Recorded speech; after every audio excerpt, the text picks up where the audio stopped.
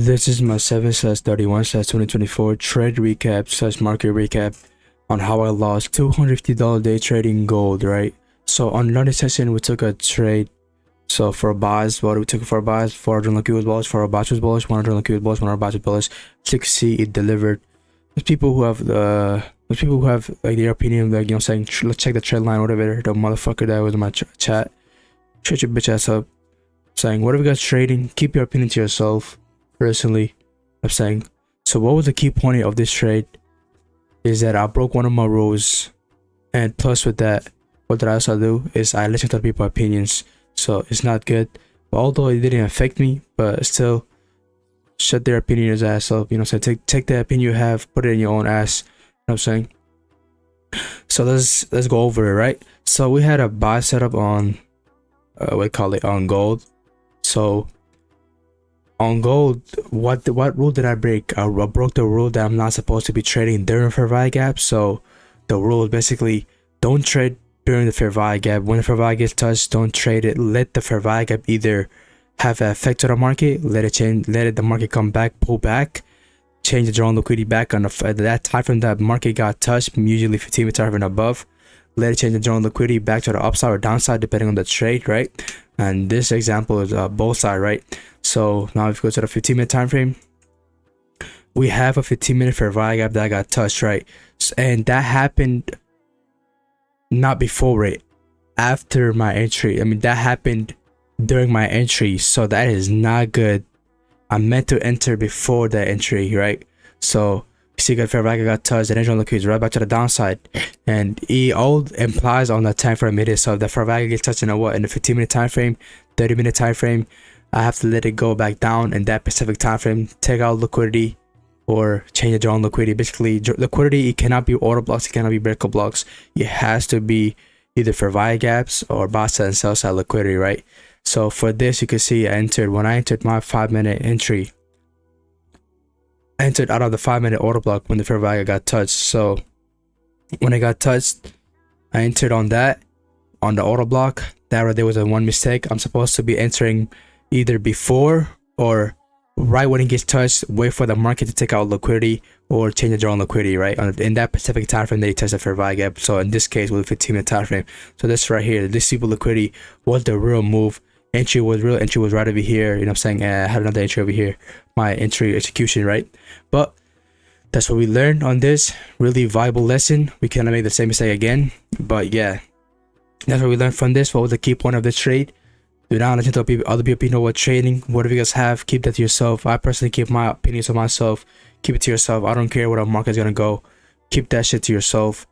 Drawn liquidity, right? Other than that is, do not break the fair value gap rule, because as you can see last week, I will show you guys, you know what I'm saying? Let me show you guys what I mean by last week as well.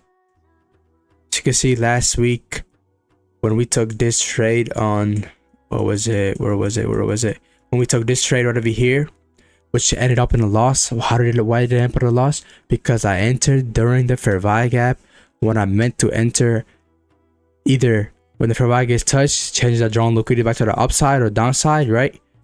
And in this case, you can see there was a small fair value gap that changed the drawn liquidity. You see right over here, small little fair value gap, and if you just change the drawn liquidity, right? So that's what we gotta focus on. Is when the fair value gap gets touched, it's either you enter before the fair value gap or you enter.